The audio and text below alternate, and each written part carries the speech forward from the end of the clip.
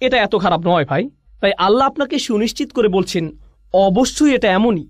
ইন্না ভাষাগতভাবে এটা ইজালাতিশ শাক, এটা সন্দেহ দূর করার জন্য ব্যবহৃত হয়েছে। তার মানে এই সন্দেহ আগে থেকেই ছিল। আপনি হয়তো ভাবছেন এটা কাফিরদেরকে বলা হচ্ছে। কিছু কিছু মুফাসসির বলছেন আল ইনসান আই আল কাফির, কিন্তু কিছু কিছু মুফাসসির আবার এর বিপক্ষে শক্ত প্রমাণ উপস্থাপন করেছেন। কিভাবে?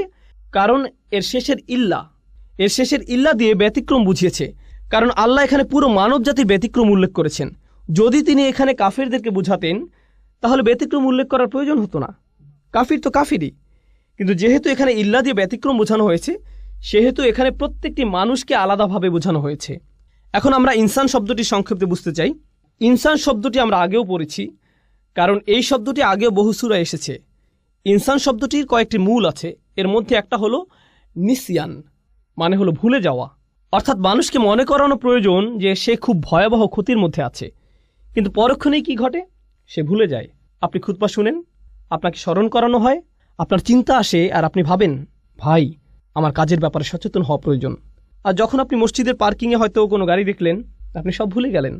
ইনসান, আল্লাহ মানুষকে এই পৃথিবীতে পাঠানোর আগে এই মানুষের ব্যাপারে এটা বলে দিয়েছেন, আলাস্তু বিরব্বিকুম ক্বালু বালা শাহিদনা। সূরা আরাফে তিনি বলেন, আমি কি তোমাদের প্রভু নই? আমরা বলেছিলাম হ্যাঁ অবশ্যই আপনি আমাদের প্রভু, আমরাই এর সাক্ষী। আমরা পৃথিবীতে আসার আগেই আল্লাহকে এই সাক্ষী দিয়ে এসেছি যে তিনি আমাদের প্রভু। আর এখন আমরা ভুলে গিয়েছি, আমাদের মনে নেই। আমরা লা ইলাহা ইল্লাল্লাহ বলার গুরুত্ব হারিয়ে ফেলেছি। মুহাম্মদুর রাসূলুল্লাহ সাল্লাল্লাহু আলাইহি সাল্লাম এই বলার শক্তি হারিয়ে ফেলেছি, আমরা ভুলেই গেছি। সুতরাং ইনসান শব্দটি এখানে ফার্দদের সমর্থক হিসেবে এসেছে, আলাদা ব্যক্তি। আর নাফস লোকটি, কিছু শব্দ আছে যেগুলো সমর্থক, আল বাশার মানুষ, আর নাস, কিন্তু এখানে এসেছে ইনসান। এর দুইটা তাৎপর্য আছে। একটা হলো আমাদের ভুলে যাওয়ার প্রতি ইঙ্গিত, আর দ্বিতীয় হলো ইনসান শব্দটি দিয়ে আলাদা ব্যক্তি বোঝায়, যা হলো ইসমে জিন্স। এর মাহাত্ম্য হলো এই শব্দটি দিয়ে দুটি বিষয় বোঝানো হচ্ছে। এটা সমগ্র মানব জাতিকে সম্পৃক্ত করে, আবার একই সাথে এটা একক বোঝায়। এখানে শিক্ষণীয় একটা বিষয় আছে। ইনসান শব্দটির ব্যাপারে ছোট একটা বিষয় বলে আজকে শেষ করব ইনশাআল্লাহ। তা হচ্ছে দায়িত্বের ব্যাপ্তি নিয়ে। মনোবিজ্ঞানে দায়িত্বের ব্যাপ্তি বলে একটা কথা আছে। এখানে যারা আছেন আমি আপনাদের সহজ করে বাড়ির উদাহরণ বা একটা ক্লাসরুমের উদাহরণ দিব।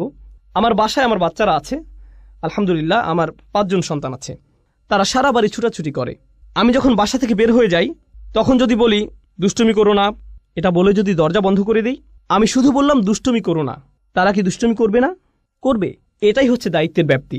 কিন্তু আমি দরজা খুলে যদি বলি হুসনা তোমার বোনকে জ্বালাবে না, ওয়ালিয়া দেয়ালে আঁকবে না, হুদা চিৎকার করবে না, আহমেদ ঘুমাতে যাও, আমি যদি নির্দিষ্ট করে বলি তাহলে কি তারা তাদের দায়িত্বের ব্যাপারে বেশি সচেতন হবে না? অবশ্যই। যদি আমি সাধারণভাবে বলি তাহলে কি হবে? এটা নিশ্চয়ই অন্য কারো ব্যাপারে বলছে, তাহলে আমি ঠিক আছি। বুঝতে পারছেন? শিক্ষক ক্লাসে বললেন, ছাত্ররা হয়তো অনেক চেঁচামেচি করছে, শিক্ষক বললেন সবাই চুপ করো, সবাই কি চুপ করবে? কিন্তু শিক্ষক যদি একজনকে নির্দিষ্ট করে বলেন, বাকিদের জন্য উদাহরণ তৈরি করেন, সবার চিৎকার বন্ধ। বলে রাখি শিক্ষকদের জন্য এটা একটা ভালো পরামর্শ। আপনি একজনকে বলবেন করিম তুমি কি এভাবে কথা বলতেই থাকবে? একজনকে বলেন, সবার তখন কি হবে বলুন তো? সবাই চুপ। কেন? আপনি নির্দিষ্ট করে বলেছেন। এখানে দায়িত্বের কোনো প্রসারণ নেই, এখানে কোনো ভাগ নেই।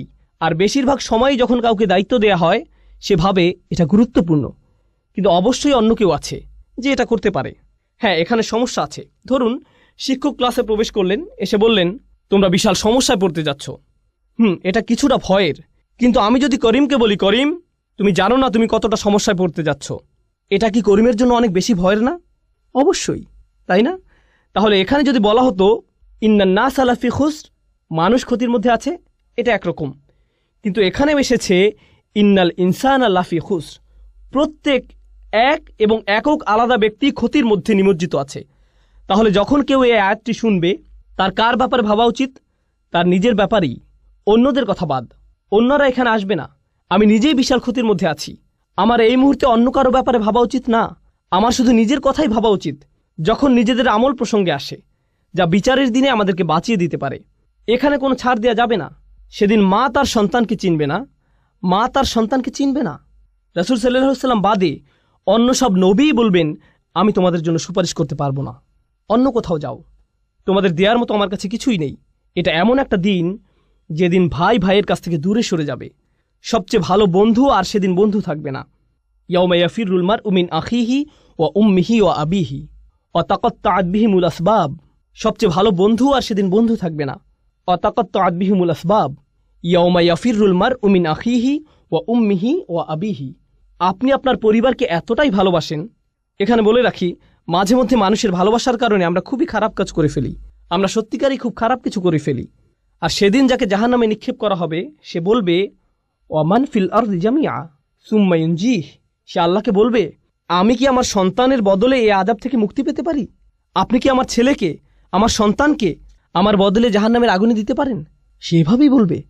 বা আমার স্ত্রীকে, বা আমার ভাইকে, বা আমার মাকে, ওয়া উম্মিহি ওয়া আবিহি ওয়া সাহিবাতিহি, পরিবারের সবাইকে। ওমান ফিল আরদি জামিআ, সে সকল মানুষের দিকে তাকাবে এবং বলবে, ও আল্লাহ, আপনি আমাকে জাহান্নামে দিচ্ছেন, আপনি আমার বদলে এদেরকে জাহান্নামে দিন, এদের সবাইকে, কিন্তু আমাকে বাঁচিয়ে দিন। সুম্মা ইউনজিহ, সে যেন মুক্তি পায়। সুবহানাল্লাহ। এই হলো সেদিনের সম্পর্কের ধরন। এখন চিন্তা করুন, সেদিন আপনি সবাইকে ভুলে যাবেন। তাহলে আমরা এখানে বুঝতে পারছি, আগে আমাদের এই দুনিয়ায় সবাইকে ভোলা উচিত। আপনি তাদের ব্যাপারে পরে ভাববেন। আপনি আগে কার ব্যাপারে ভাববেন? নিজের ব্যাপারেই। আমি বাচ্চাদের অভিভাবকদের আন্তরিকভাবে অনুরোধ করছি, আমি আশা করছি আমরা আমাদের বাচ্চাদের ব্যাপারে অনেক বেশি দুশ্চিন্তায় থাকি। আমরা নিজেদের ব্যাপারে ততটা দুশ্চিন্তায় থাকি না। ও, আমার ছেলেকে ইসলামিক স্কুলে ভর্তি করতে হবে, তাদেরকে একটা ভালো পরিবেশ দিতেই হবে। আপনি নিজে কি ভালো পরিবেশে আছেন? আপনি নিজে কেন অশ্লীল কিছু দেখেন? আপনি কেন অন্যকে গালি দেন? আপনি কেন ব্যবসায় প্রতারণা করেন? আপনি নিজেই কেন সময় মতো নামাজে দাঁড়াতে পারেন না? আমরা যাদেরকে ভালোবাসি তাদের ব্যাপারে এতটাই আন্তরিক যে আমরা আমাদের নিজেদের কথাই ভুলে যাই। সুবহানাল্লাহ। আপনি কি তাকে এটা বলতে পারেন, সেটা বলতে পারেন? তারা ইমামদের কাছে আসেন, আলেমদের কাছে আসেন, আপনি কি আমার সন্তানকে উপদেশ দিবেন? কেন, আপনার নিজের কি কোনো উপদেশ প্রয়োজন নেই? ও রিয়েলি? কারণ আমার মনে হয় আপনি যদি আপনার সন্তানকে বড় করেন, সবার প্রথমে আপনার উপদেশের প্রয়োজন। সবার প্রথমে আপনার উপদেশের প্রয়োজন। এতদিন আপনি কি করেছেন? আপনি কোথায় ছিলেন? কোথায় ছিলেন আপনি যখন আপনার নিজেরই বাচ্চাদের জন্য এগুলো করা প্রয়োজন ছিল? সুবহানাল্লাহ।